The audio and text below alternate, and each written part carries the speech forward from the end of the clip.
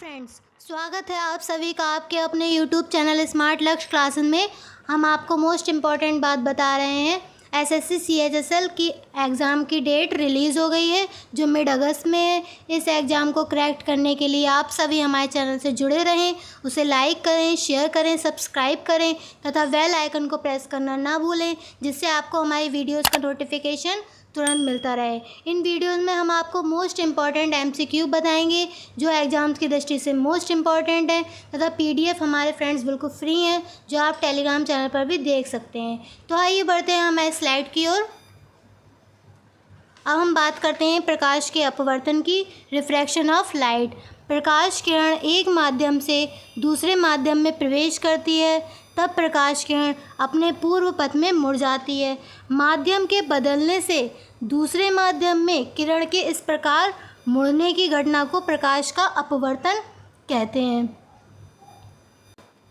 माध्यम जो होते हैं फ्रेंड्स हमारे दो होते हैं, विरल माध्यम और सघन माध्यम। विरल माध्यम के अंतर्गत हम हवा को मान सकते हैं और सघन माध्यम के अंतर्गत जैसे हमने पानी को मान लिया। तो जब कोई प्रकाश किरण विरल माध्यम से सघन माध्यम में प्रवेश करती है तो वह दोनों माध्यमों के पृष्ठ पर खींचे गए अविलंब की ओर झुक जाती है। और जब कोई प्रकाश किरण सघन माध्यम से विरल माध्यम में प्रवेश करती है तो वह अविलंब से दूर हट जाती है। लेकिन जो किरण अविलंब के समांतर प्रवेश करती है उसके पथ में कोई चेंज नहीं होता है, वह बिना झुके सीधे निकल जाती है। उसे ही हम रिफ्रैक्शन ऑफ लाइट कहते हैं। अब हम बात करते हैं अपवर्तन के नियम की। अपवर्तन के निम्नलिखित दो नियम हैं। नंबर 1, आपतित किरण, अविलंब, अपवर्तित किरण तीनों एक ही तल में स्थित होते हैं। नंबर 2, किन्हीं दो माध्यमों के लिए आपतन कोण की ज्या तथा अपवर्तन कोण की ज्या का अनुपात एक कांस्टेंट होता है। आपतन कोण की ज्या साइन आई और अपवर्तन कोण की ज्या साइन आर इक्वल टू कोई कांस्टेंट हमने म्यू मान लिया। इसी को फ्रेंड्स हम स्नेल का नियम भी कहते हैं। एग्जाम्स में पूछा जाता है कि स्नेल का नियम क्या होता है, तो आपको यह उसमें ऑब्जेक्टिव में दिखाई देगा कि sine i upon sine r equal to mu, तो आप इसको टिक कर सकते हैं। इसे ही हम स्नेल का नियम कहते हैं। अब हम बात करते हैं प्रकाश के अपवर्तन। अब हम बात करते हैं फ्रेंड्स प्रकाश के अपवर्तन के कारण जो घटनाएं होती हैं वह क्या होती हैं। जैसे आकाश का रंग नीला दिखाई देता है। क्यों दिखाई देता है? क्योंकि नीला रंग जो होता है सबसे अधिक प्रकीर्णित होता है, तो वह आकाश में फैल जाता है, जिसके कारण हमें आकाश जो है नीला दिखाई देता है। वह प्रकाश के अपवर्तन के अंतर्गत ही आता है। और एग्जाम्स में इस पॉइंट को बहुत पूछा जाता है कि आकाश का रंग नीला दिखाई देता है, यह किस घटना के अंतर्गत आता है। तो उसमें ऑप्शन में होगा फ्रेंड्स प्रकाश का अपवर्तन, तो आप उसे टिक कर सकते हैं। मोस्ट इम्पॉर्टेंट पॉइंट है, आप इसे नोट भी कर लीजिएगा। और एक और घटना है, जैसे पानी से भरे हुए किसी बर्तन की तली पर पड़ा हुआ सिक्का ऊपर उठा हुआ दिखाई पड़ता है। क्यों? इसका कारण यह है कि फ्रेंड्स जब बर्तन में हम पानी डालते हैं तो अपवर्तन के कारण सिक्का कुछ ऊपर उठा हुआ प्रतीत होता है और हमें दिखाई देने लगता है, जिससे पानी से भरे किसी बर्तन में तली पर सिक्का हमें ऊपर उठा हुआ दिखाई पड़ता है। वह प्रकाश के अपवर्तन के अंतर्गत ही आता है। अब हम आगे बढ़ते हैं अपनी स्लाइड की ओर। अब हम बात करते हैं फ्रेंड्स ह्यूमन आई। नेत्र शरीर का एक महत्वपूर्ण अंग होता है जिसकी सहायता से हम विभिन्न वस्तुओं को देखते हैं, और आँख एक कैमरे की शटर की भांति कार्य करती है। इसके कई पार्ट्स होते हैं फ्रेंड्स। नंबर 1, दृढ़पटल, कॉर्निया, आइरिस, पुतली, नेत्र लेंस, नेत्रोद, काचाद्रव, रक्तक पटल, रेटिना, अंधबिंदु और पीत बिंदु, जिन्हें डायग्राम में शो भी किया है हमने। अब हम इन पार्ट्स के बारे में फ्रेंड्स आपको थोड़ा सा कुछ बताएंगे। जैसे नंबर 1 है हमारा दृढ़पटल। दृढ़पटल क्या है? आँख बाहर से एक कठोर व अपारदर्शी श्वेत झिल्ली से ढकी हुई है। यह आप देख रहे होंगे डायग्राम में, श्वेत झिल्ली से ढकी हुई है, जिसे हम स्क्लेरा कहते हैं। क्या कहते हैं? स्क्लेरा, जिसे दृढ़पटल कहते हैं। अब हम बात करते हैं कॉर्निया की। कॉर्निया फ्रेंड्स क्या है? दृढ़पटल के सामने वाला भाग जो है, दृढ़पटल के सामने वाला भाग कुछ उभरा हुआ रहता है। दृढ़पटल के सामने वाला भाग कुछ उभरा हुआ है, जैसे आप देख रहे हैं डायग्राम में उभरा हुआ है, इसे हम कॉर्निया कहते हैं। क्या कहते हैं? कॉर्निया। नेत्रदान में इसे ही दिया जाता है। नेत्रदान में कॉर्निया को ही हम दान करते हैं। फ्रेंड्स, इंपॉर्टेंट पॉइंट्स है कि नेत्रदान में हम क्या दान करते हैं, यह ऑब्जेक्टिव में पूछा जा सकता है।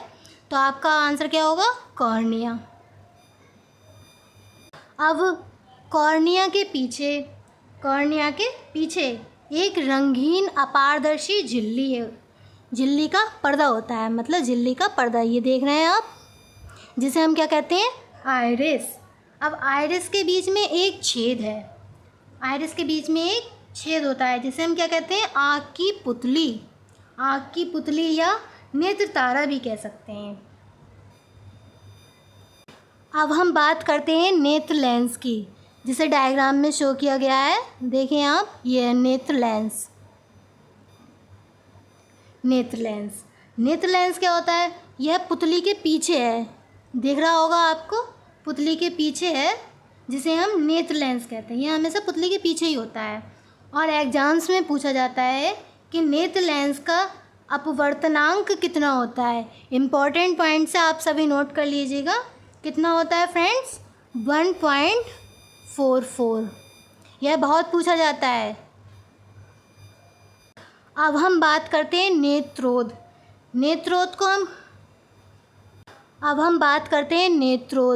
नेत्रोध को हम जलीय द्रव भी कहते हैं। आपको डायग्राम में दिख रहा होगा, जलीय द्रव किसे कहते हैं?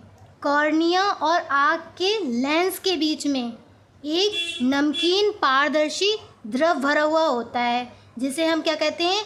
नेत्रोध या जलीय द्रव। अब एग्जाम्स में क्या पूछा जाता है?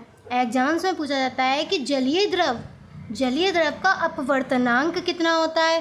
कितना होता है? 1.33। मोस्ट इम्पॉर्टेंट है पॉइंट, नोट कर लीजिएगा। अब हम बात करते हैं काचाव द्रव। काचाव द्रव क्या होता है? आँख के लेंस के पीछे एक अन्य पारदर्शी द्रव होता है, जिसे हम क्या कहते हैं? काचाव द्रव। काचाव द्रव का अपवर्तनांक भी इतना ही होता है। अब हम बात करते हैं रक्तक पटल की। रक्तक पटल क्या होता है? यह दृढ़ पटल के नीचे काले रंग की जो झिल्ली होती है, दृढ़ पटल के नीचे काले रंग की झिल्ली को हम क्या कहते हैं? रक्तक पटल। अब हम बात करते हैं रेटिना की। रेटिना क्या होता है? इस झिल्ली के नीचे आँख के सबसे भीतर एक पारदर्शी झिल्ली होती है, जिसे दृष्टिपटल या रेटिना का दूसरा नाम क्या है? दृष्टिपटल। अब हम बात करते हैं अंधबिंदु की। अंधबिंदु क्या है? वह स्थान जहाँ पर दृष्टि सिरा रेटिना को छेद कर मस्तिष्क में पहुँच जाती हैं, उस स्थान पर प्रकाश का कोई प्रभाव ही नहीं पड़ता है। इस स्थान को हम क्या कहते हैं? अंधबिंदु, ब्लाइंड स्पॉट कहते हैं। अब हम बात करते हैं पीत बिंदु की। पीत बिंदु क्या होता है? यह रेटिना के बीचों बीच में एक पीला भाग होता है, जहाँ पर बना हुआ प्रतिबिंब हमें सबसे अधिक स्पष्ट दिखाई देता है, जिसे हम क्या कहते हैं? Yellow spot. यह इम्पॉर्टेंट है। अगर फ्रेंड्स आपने हमारे फिजिक्स लेक्चर की वीडियोस नहीं देखी हैं, तो ऊपर कॉर्नर पर आई कार्ड पर क्लिक करके आप हमारी वो वीडियोस भी देख सकते हैं। आइए अब बढ़ते हैं हम अपनी स्लाइड की ओर। अब हम बात करते हैं दृष्टिदोष। दृष्टिदोष क्या होता है? दृष्टिदोष में से फ्रेंड्स एक इम्पॉर्टेंट पॉइंट आता है जो एग्जाम्स में पूछा जाता है। सामान्य व्यक्ति में स्पष्ट दृष्टि की न्यूनतम दूरी कितनी होती है? 25 सेंटीमीटर। कितनी होती है फ्रेंड्स? 25 सेंटीमीटर। यह इम्पॉर्टेंट पॉइंट्स है और एग्जाम्स में बहुत पूछा जाता है। अब हम बात करते हैं दृष्टिदोष के प्रकार। दृष्टिदोष कितने प्रकार का होता है? जो दृष्टिदोष है वह 4 प्रकार का होता है। नंबर 1 निकट दृष्टिदोष, जरा दूर दृष्टिदोष और दूरदृष्टि दोष, वर्णांधता और आविन्दुकता। अब हम इसमें सबसे पहले बात करेंगे निकट दृष्टि दोष की। निकट दृष्टि दोष क्या है? इस रोग से ग्रसित व्यक्ति नज़दीकी वस्तु को तो देख लेता है, परंतु दूर स्थित वस्तु को नहीं देख पाता, जिसे हम क्या कहते हैं? मायोपिया। यह अपने नाम के ही अनुसार होता है फ्रेंड्स। निकट यानी कि नज़दीक की वस्तु को देख लेता है लेकिन दूर की वस्तु को नहीं देख पाता। अब इसमें निवारण क्या है इस दोष के? निकट दृष्टि दोष के निवारण के लिए उपयुक्त फोकस दूरी के अवतल लेंस का प्रयोग किया जाता है। कौन से लेंस का? अवतल लेंस का। निकट दृष्टि दोष के कारण फ्रेंड्स वस्तु का प्रतिबिंब हमें कहाँ दिखाई देता है? वस्तु का प्रतिबिंब हमें रेटिना पर ना बनकर कहाँ बनता है? रेटिना के आगे बनता है। अब हम आगे बढ़ते हैं अपने स्लाइड की ओर। अब हम बात करते हैं दूरदृष्टि दोष। दूरदृष्टि दोष क्या होता है? यह भी अपने नाम के अनुसार ही होता है। इस रोग से ग्रसित व्यक्ति को दूर की वस्तु दिखाई देती है स्पष्ट रूप से, परंतु पास की वस्तु को स्पष्ट दिखाई नहीं देख पाता है, जिसे हम क्या कहते हैं? हाइपरमेट्रोपिया। इस दोष के निवारण क्या है? दूरदृष्टि दोष के निवारण के लिए उपयुक्त फोकस दूरी के उत्तल लेंस का प्रयोग किया जाता है। अब फ्रेंड्स एग्जाम्स में पूछा जाता है कि निकट दृष्टि दोष के निवारण के लिए कौन सा लेंस उपयोग किया जाता है और दूरदृष्टि दोष के निवारण के लिए कौन सा लेंस प्रयोग किया जाता है। इसे हम एक ट्रिक बता रहे हैं आपको याद करने की। अगर आपको निकट दृष्टि दोष में और दूरदृष्टि दोष में कुछ कन्फ्यूज़न हो तो आप इसे कैसे याद कर सकते हैं? उसे निकट दृष्टि दोष को हम क्या कहते हैं? मायोपिया यानी कि एम। उसमें कौन सा लेंस प्रयोग होता है? अवतल। अवतल को हम ए से लिखते हैं, ठीक है। अब हम बात करते हैं दूरदृष्टि दोष। दूरदृष्टि दोष को हम इंग्लिश में क्या कहते हैं? हाइपरमेट्रोपिया। इसे हम एस लिख सकते हैं, ठीक है। अब हम इसमें इसके निवारण के लिए कौन सा लेंस प्रयोग करते हैं? उत्तल लेंस। उत्तल को यू से लिखते हैं, ठीक है। अब हम इसे कैसे याद करेंगे? अगर हमें याद ना रहे तो हमें माहू याद रहना चाहिए, जिससे हम एग्जाम्स में लिख सकते हैं, कंफ्यूज नहीं होंगे कि निकट में कौन सा लेंस प्रयोग किया जाता है और दूरदृष्टि दोष में कौन सा लेंस प्रयोग किया जाता है। अगर आपको इसके इंग्लिश में नाम याद ना रहे तो हिंदी में भी इसका एक फार्मूला है। कैसे लिखेंगे? निकट को एन से, निकट को एन से, उसमें कौन सा? अवतल। अब दूरदृष्टि दोष को डी से, ठीक है। अब इसमें कौन सा लेंस? उत्तल, इसे यू से। अब हम इसे क्या पढ़ेंगे? नादू। इसे याद कर सकते हैं। अगर हमें माहू याद ना रहे तो नादू याद रख सकते हैं, जिससे हम एग्जाम्स में कंफ्यूज नहीं होंगे। अब हम आगे बढ़ते हैं। नेक्स्ट पॉइंट है हमारा जरा दूर दृष्टिता या जरा दूर दृष्टि दोष। इस रोग से ग्रसित व्यक्ति को ना तो दूर का दिखाई देता है और ना ही नज़दीक का, जिसे हम क्या कहते हैं? प्रेसबायोपिया। इसका निवारण क्या है? जरा दूरदृष्टि दोष के निवारण के लिए बाईफोकल लेंस का प्रयोग किया जाता है। कौन से लेंस का प्रयोग किया जाता है? Bifocal lens. अब हम आगे बढ़ते हैं। नेक्स्ट पॉइंट है हमारा वर्णांतरता या अब हम बात करते हैं आविंदुकता। आविंदुकता को इंग्लिश में क्या कहते हैं? एस्टिजमेटिज्म। क्या कहते हैं? एस्टिजमेटिज्म। अब ये क्या होता है? इसमें नेत्र क्षैतिज दिशा में तो ठीक देख लेता है, परंतु ऊर्ध्व दिशा में नहीं देख पाता है। इसे हम क्या कहते हैं? आविंदुकता। इसके निवारण के लिए बेलनाकार लेंस का प्रयोग किया जाता है। कौन से लेंस का? बेलनाकार लेंस का प्रयोग किया जाता है। अब हम बात करते हैं वर्णांतरता। कुछ व्यक्तियों की आंखों में सभी रंगों को देखने की कैपेबिलिटी होती है। क्या होती है? कुछ व्यक्तियों की आंखों में सभी रंगों को देखने की क्षमता होती है, कैपेसिटी होती है, जिसे हम क्या कहते हैं? Colour blindness. क्या कहते हैं? Colour blindness. अब हम आगे बढ़ते हैं। देखिए आगे कौन सा टॉपिक है हमारा।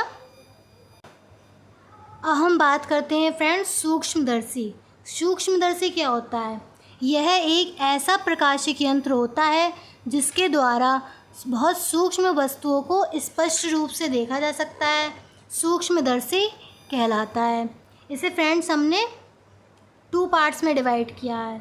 यह कितने पार्ट्स का होता है? 2 पार्ट्स का या 2 टाइप्स का। नंबर 1 सरल सूक्ष्मदर्शी या सिंपल माइक्रोस्कोप। नंबर 2 है यौगिक सूक्ष्मदर्शी कंपाउंड माइक्रोस्कोप। हम सबसे पहले बात करते हैं सिंपल माइक्रोस्कोप की। सिंपल माइक्रोस्कोप क्या होता है फ्रेंड्स? यह हमने डायग्राम में शो भी किया है, आपको दिख रहा होगा। देखिए सिंपल माइक्रोस्कोप को फ्रेंड्स हम देखिए इस टाइप से होता है सिंपल माइक्रोस्कोप, जिसे हम इस टाइप से भी दिखा सकते हैं। यह इसी का रूप है, ठीक है। अब हम बात करते हैं फ्रेंड्स सिंपल माइक्रोस्कोप की। यह क्या होता है? इसमें वस्तु को लेंस के प्रथम फोकस तथा प्रकाशिक केंद्र के बीच में रखा जाता है एवं नेत्र भी लेंस के पास ही में रखते हैं, जिसे हम सिंपल सूक्ष्मदर्शी कहते हैं, ठीक है। सिंपल सूक्ष्मदर्शी एक कम फोकस दूरी का उत्तल लेंस होता है। कम फोकस दूरी का उत्तल लेंस होता है। अब इसके द्वारा प्रतिबिंब हमें कहाँ प्रतीत होता है? इसके द्वारा मुख्य फोकस के अंदर रखी वस्तु का प्रतिबिंब। वस्तु क्या है? डायग्राम में आपको शो हो रही होगी।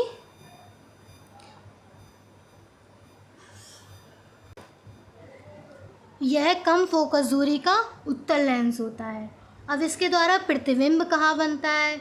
इसके मुख्य फोकस के अंदर रखी हुई वस्तु का प्रतिबिंब सीधा, काल्पनिक तथा वस्तु से बड़ा बनता है। अब वस्तु आपको डायग्राम में दिख रही होगी, क्या है? ओ डैश ये है, दिख रही है। अब इसका इमेजनरी यानी कि इसका काल्पनिक तो प्रतिबिंब बनता है। काल्पनिक प्रतिबिंब वस्तु से बड़ा, यह आपको डायग्राम में दिख रहा होगा, वस्तु से बड़ा क्या है? आई डैश, वस्तु से बड़ा बनना है और सीधा बनना है, ठीक है। इसे हम क्या कहते हैं? सरल सूक्ष्मदर्शी। अब इसकी हम बात करते हैं आवर्धन क्षमता की। इसकी आवर्धन क्षमता फ्रेंड्स, आवर्धन क्षमता को हम किससे डिनोट करते हैं? एम से, ठीक है। आवर्धन क्षमता इक्वल टू होता है बीटा अपॉन अल्फ़ा। अब यहाँ बीटा क्या है? बीटा है प्रतिबिंब द्वारा आँख पर बनाए गए दर्शन कोण, ठीक है। और यहाँ पर अल्फ़ा क्या है? यह है वस्तु द्वारा आँख पर बनाए गए दर्शन कोण, जिसे हम क्या कहते हैं? आवर्धन क्षमता के बराबर होता है, ठीक है। अब सरल सूक्ष्मदर्शी के लिए एक फॉर्मूला होता है, क्या होता है? m equal to 1 plus d upon f. यहाँ d क्या है? स्पष्ट दृष्टि की न्यूनतम दूरी, जो कि कितनी होती है? 25 सेंटीमीटर। और f क्या है? यह सरल सूक्ष्मदर्शी के लिए लेंस की फोकस दूरी। अब हम बात करते हैं संयुक्त सूक्ष्मदर्शी यानी कंपाउंड सूक्ष्मदर्शी। ऐसे सूक्ष्मदर्शी जिनमें आवर्धन 2 भागों में होता है, उसे हम कहते हैं कंपाउंड माइक्रोस्कोप। इसमें 2 उत्तल लेंस होते हैं। एक तो होता है वस्तु के समीप, जो आप डायग्राम में देख रहे होंगे, वस्तु के समीप जो लेंस रखा हुआ है उसे हम कहते हैं ऑब्जेक्टिव लेंस। क्या कहते हैं? Objective lens. और जो लेंस आँख के समीप है उसे हम क्या कहते हैं? नेत्रिका लेंस या आई लेंस कहते हैं, जो आपको डायग्राम में दिख रहा होगा फ्रेंड्स। अब अविदृश्यक लेंस का द्वारक यानी कि एपरेचर, ठीक है। अविदृश्यक लेंस का द्वारक एवं फोकस दूरी दोनों नेत्रिका लेंस की अपेक्षा छोटे होते हैं, ठीक है। इन दोनों लेंसों की फोकस दूरियां कम होती हैं। अब हम बात करते हैं संयुक्त सूक्ष्मदर्शी की आवर्धन क्षमता। आवर्धन क्षमता इक्वल टू, आवर्धन क्षमता को हम m से डिनोट करते हैं, यानी कि m is equal to m o into m e. यहाँ एम ओ क्या है? ऑब्जेक्टिव लेंस की आवर्धन क्षमता, और एम ई क्या है? नेत्रिका की आवर्धन क्षमता, यानी कि आई लेंस की आवर्धन क्षमता, ठीक है। अब हम अपने बढ़ते हैं आगे स्लाइड की ओर, देखिए आगे। नेक्स्ट टॉपिक है फ्रेंड्स हमारा कूलाम का नियम। कूलाम का नियम क्या होता है? जब 2 आवेशों के बीच प्रतिकर्षण और 2 असमान आवेशों के बीच आकर्षण का कार्य करता है, यह बल दोनों आवेशों के परिमाण तथा उनके बीच की दूरी और उनके बीच के माध्यम की प्रकृति पर निर्भर करता है। इसे हम क्या कहते हैं? कूलाम का नियम। अब फ्रेंड्स कूलाम का नियम, ठीक है, इसके बीच जो फोर्स कार्य करता है उसे हम मान सकते हैं F equal to Q1 Q2 upon r square, यानी कि F proportional to Q1 Q2 upon r square, जहाँ Q1 Q2 क्या है, दो आवेश हैं हमारे, ठीक है, जो r डिस्टेंस पर स्थित हैं। r क्या है, डिस्टेंस, ठीक है। तो इन दोनों के बीच जो फोर्स कार्य करेगा वह होगा F proportional to Q1 Q2 upon r square, जिसे हम प्रोपोर्शनल की जगह पे हम एक कांस्टेंट मानते हैं। क्या मानते हैं friends, F equal to 1/4 pi epsilon naught R Q1 Q2 upon r square, ठीक है। जहाँ एप्सिलॉन नॉट क्या है, इसे जो हमने E0 आपको दिख रहा होगा, इसे हम पढ़ते हैं एप्सिलॉन नॉट या एप्सिलॉन नॉट, जिसे हम क्या कहते हैं, निर्वात में विद्युतशीलता। इसका मान फ्रेंड्स एग्जाम्स में बहुत पूछा जाता है कि एप्सिलॉन नॉट का मान क्या होता है, हम आपको बताएंगे, इसे आप नोट ज़रूर करिएगा। क्या होता है फ्रेंड्स एप्सिलॉन नॉट का मान, 8.85 गुणा 10⁻⁻12 कूलाम्ब स्क्वायर प्रति न्यूटन मीटर स्क्वायर, ठीक है। और एप्सिलॉन आर क्या है, यहाँ पे एप्सिलॉन आर आपको मैंने शो नहीं किया है, उसकी कोई वैल्यू नहीं है फ्रेंड्स, वो पूछा नहीं जाता है एग्ज़ाम से। अब हम बात करते हैं यहाँ पर आवेशों के बीच जो बल कार्य करता है वह कितना होता है, जिसे हम फ्रेंड्स जो हमने आपको फॉर्मूला बताया था F इजुकल टू या F proportional to Q1 Q2 upon r square बताया था। अगर हम इसमें Q1 Q2 की जगह 1 रख दें और R इजुकल टू 1 मीटर रख दें तो फोर्स की वैल्यू कितनी आती है फ्रेंड्स, 9 गुणा 10⁹ न्यूटन। एग्जाम्स में पूछा जाता है फ्रेंड्स, ये इम्पॉर्टेंट पॉइंट्स है। और आवेश का मात्रक आप सभी जानते ही हैं, कूलाम है। अब हम बढ़ते हैं अपने नेक्स्ट क्वेश्चन की ओर, नेक्स्ट टॉपिक की ओर। क्या है हमारा नेक्स्ट टॉपिक, विद्युत क्षेत्र की तीव्रता। विद्युत क्षेत्र की तीव्रता क्या होती है फ्रेंड्स, हम आपको बताएंगे। देखिए, विद्युतीय क्षेत्र के किसी बिंदु पर स्थित एकांक धन आवेश पर कार्य करने वाले बल को इस बिंदु पर विद्युत क्षेत्र की तीव्रता कहते हैं। विद्युत क्षेत्र की तीव्रता का मात्रक फ्रेंड्स क्या होता है, हम बताएंगे आपको, नोट करिएगा, वोल्ट प्रति मीटर। वोल्ट प्रति मीटर, जिसे हम क्या लिख सकते हैं, जिसे हम क्या लिख सकते हैं, न्यूटन प्रति कूलाम्ब। और विद्युत क्षेत्र की तीव्रता कैसी राशि है फ्रेंड्स, सदिश। कैसी राशि है, सदिश। एग्जाम से पूछा जाता है।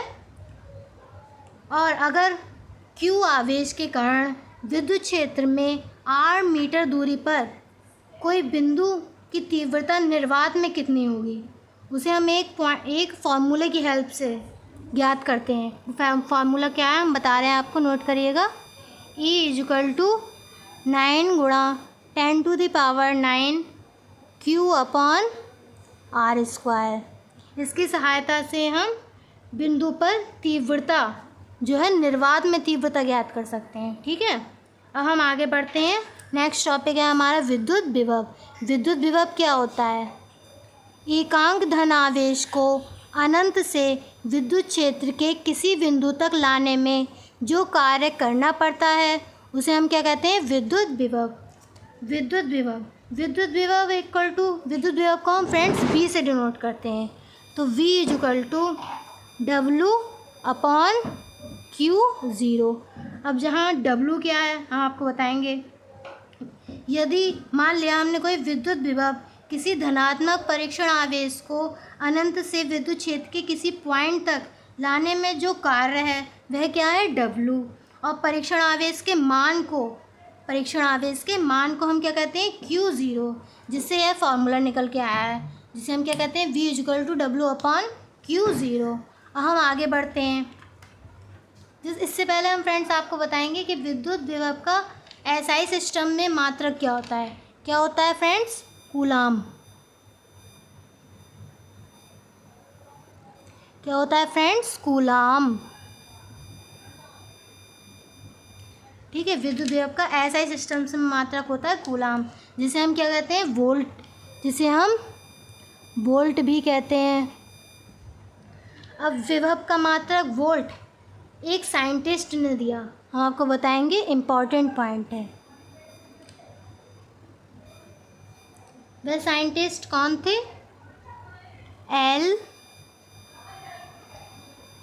एलसेंड्रो वोल्टा। यह कहाँ के थे फ्रेंड्स? इटली के। कहाँ के थे? इटली के। एलसेंड्रो वोल्टा। ठीक है, विभव का मात्रक वोल्ट इन्हीं ने बताया है। अब हम बात करते हैं वोल्ट। वोल्ट किसे कहते हैं? एक कूलाम धनात्मक आवेश को विद्युत क्षेत्र के किसी बिंदु तक लाने में 1 जूल कार्य करना पड़े तो बिंदु का विद्युत विभव 1 वोल्ट कहलाता है, जिसे हम कैसे लिख सकते हैं? 1 volt is equal to 1 joule upon 1 coulomb. इस डेफिनेशन को हम मैथमेटिकली इस प्रकार भी लिख सकते हैं। ठीक है, अब हम आगे बढ़ते हैं अपने स्लाइड की ओर। देखिए फ्रेंड्स, अब हम बात करते हैं फ्रेंड्स विभवांतर। विभवांतर को कहते हैं पोटेंशियल डिफरेंस। इसे हम कैसे बताएंगे फ्रेंड्स? हम आपको बता रहे हैं। देखिए, एक कूलाम धनात्मक आवेश को विद्युत क्षेत्र में एक बिंदु से दूसरे बिंदु तक लाने में किए गए कार्य को इन बिंदुओं के मध्य पोटेंशियल डिफरेंस कहते हैं। विभवांतर का मात्रक फ्रेंड्स क्या होता है? वोल्ट। विभवांतर का मात्रक होता है वोल्ट। ठीक है फ्रेंड्स, अब विभवांतर कैसी राशि है? पूछा जाता है विभवांतर कैसी राशि है? विभवांतर है फ्रेंड्स एक अदिश राशि। ठीक है, अब हम बढ़ते हैं अपने नेक्स्ट टॉपिक की ओर। नेक्स्ट टॉपिक है हमारा विशिष्ट प्रतिरोध। विशिष्ट प्रतिरोध क्या होता है? किसी चालक का प्रतिरोध उसके लंबाई के समानुपाती तथा उसके अनुप्रस्थ काट के क्षेत्रफल के व्युत्क्रमानुपाती होता है, जिसे हम मैथमेटिकली कैसे लिख सकते हैं? R proportional to L upon A, जहाँ L क्या है? चालक की लंबाई। ठीक है, और A क्या है? चालक के अनुप्रस्थ काट का क्षेत्रफल। अब हम प्रोपोर्शनल की जगह पे हम एक कांस्टेंट लेते हैं, आप सभी जानते ही हैं। तो मान लिया कांस्टेंट हमने क्या लिया? R is equal to rho L upon A। ठीक है, रो क्या है? यहाँ एक कांस्टेंट है, जिसे हम क्या कहते हैं? चालक का विशिष्ट प्रतिरोध। ठीक है, और इसका मान पदार्थ की प्रकृति और उसके टेम्परेचर पर डिपेंड करता है। अगर हमने L इज इक्वल टू 1 ले लिया और A इज इक्वल टू 1 ले लिया तो R इज इक्वल टू क्या आएगा फ्रेंड्स? हमारा रो। इसी को हमने थ्योरेटिकली आपको बताया है कि इसका मान चालक पदार्थ की प्रकृति और उसके टेम्परेचर पर डिपेंड करता है, जिसे हम मैथमेटिकली क्या लिख सकते हैं? R इज इक्वल टू रो। अब एग्जाम्स में इससे क्वेश्चन आता है। हम आपको बता रहे हैं कि चांदी, बहुत से पदार्थ हैं, जैसे हम आपको एग्जाम्पल के तौर पर बताएंगे, चांदी है, लोहा है, पारा है, तांबा है या कांच है, उनके विशिष्ट प्रतिरोध पूछे जाते हैं एग्जाम्स में। सबसे पहले हम बताएंगे आपको चांदी का। चांदी का क्या होता है फ्रेंड्स? 1 पॉइंट नोट कर लीजिएगा आप, इम्पॉर्टेंट पॉइंट्स हैं। 1.6 गुणा 10⁻⁻8। ठीक है, अब हम बात करते हैं लोहे की। लोहे का कितना होता है? 10 गुणा 10⁻⁻8। ठीक है, अब हम बात करते हैं पारे की। पारे का कितना होता है? 98 गुणा 10⁻⁻8। ठीक है, अब तांबे का कितना होता है? 1.7 गुणा 10⁻⁻8। और कांच का कितना होता है?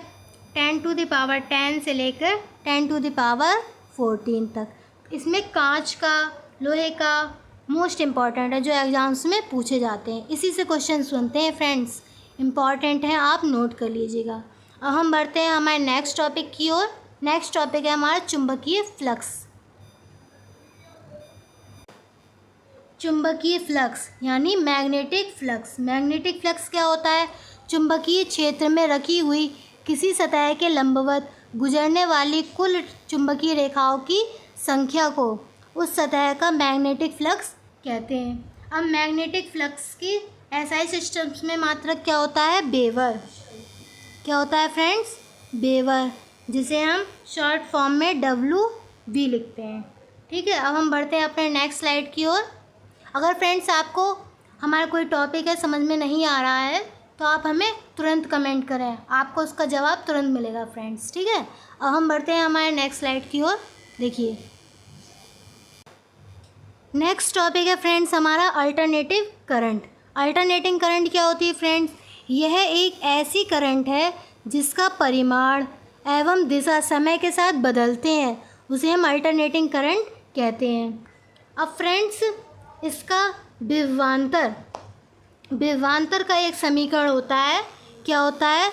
V=V0 sin ωt। ऐसी करंट का इसका एक होता है, करंट का होता है I=I0 sin ωt। I0 sin ωt। Exams में पूछा जाता है फ्रेंड्स कि प्रत्यावर्ती धारा का रूट मीन स्क्वायर वैल्यू कितनी होती है। यह एग्जाम्स में बहुत पूछा जाता है फ्रेंड्स, इंपॉर्टेंट पॉइंट्स है और आप इसे नोट कर लीजिएगा। कितना होता है? RMS equal to root mean square. ठीक है, RMS इक्वल टू होता है 0.707 I0। ठीक है, इंपॉर्टेंट पॉइंट्स है, नोट कर लीजिएगा। नेक्स्ट टॉपिक है फ्रेंड्स हमारा चुंबकीय क्षेत्र, मैग्नेटिक फील्ड। मैग्नेटिक फील्ड क्या होता है? चुंबक के चारों ओर का वह क्षेत्र जिसमें चुंबक के प्रभाव का अनुभव किया जाता है। ठीक है, उसे हम क्या कहते हैं? चुंबकीय क्षेत्र। अब चुंबकीय क्षेत्र का मात्रक क्या होता है फ्रेंड्स? वेबर प्रति मीटर स्क्वायर, या वेबर प्रति मीटर स्क्वायर को क्या कह सकते हैं? वेबर को हम WV से डिनोट करते हैं, इसलिए WV लिखा हमने। वेबर प्रति मीटर स्क्वायर को हम फ्रेंड्स टेस्ला भी लिख सकते हैं। ठीक है, इसका मात्रक पूछा जाता है एग्जाम्स में, टेस्ला। और एक गॉस इक्वल टू कितने होते हैं? एक गॉस इक्वल टू पूछा जाता है फ्रेंड्स 10⁻⁻4 टेस्ला। इंपॉर्टेंट पॉइंट है, आप इसे नोट कर लीजिएगा। ठीक है, एग्जाम्स में पूछा जाता है। नेक्स्ट टॉपिक है फ्रेंड्स हमारा चुंबकीय क्षेत्र की तीव्रता। अब चुंबकीय क्षेत्र की तीव्रता क्या होती है?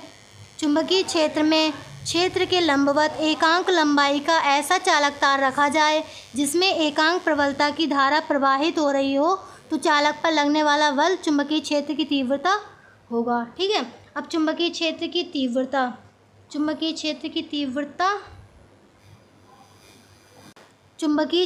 तीव्रता फ्रेंड्स एक सदिश राशि है। अब हम बात करते हैं चुंबकशीलता क्या होती है? पदार्थ का वह गुण जिसके कारण उसके भीतर चुंबकीय बल रेखाओं की सघनता बढ़ या घट जाती हो, उसे हम चुंबकशीलता कहते हैं। चुंबकशीलता फ्रेंड्स, चुंबकशीलता को हम म्यू से डिनोट करते हैं। μ=V/H। V क्या है? चुंबकीय पदार्थ में प्रति वर्ग मीटर से गुजरने वाली बल रेखाएं। ठीक है, और H क्या है? हवा में प्रति वर्ग मीटर बल रेखाओं की संख्या। अब चुंबकीयशीलता का मात्रक क्या होता है फ्रेंड्स? हेनरी प्रति मीटर। इम्पॉर्टेंट पॉइंट्स है फ्रेंड्स, नोट करिएगा कि एल्यूमिनियम की चुंबकशीलता लोहे से सदैव कम होती है। ठीक है फ्रेंड्स, इम्पॉर्टेंट पॉइंट्स है। हम आगे बढ़ते हैं फ्रेंड्स। ये थी फ्रेंड्स हमारी आज की डिस्कशन।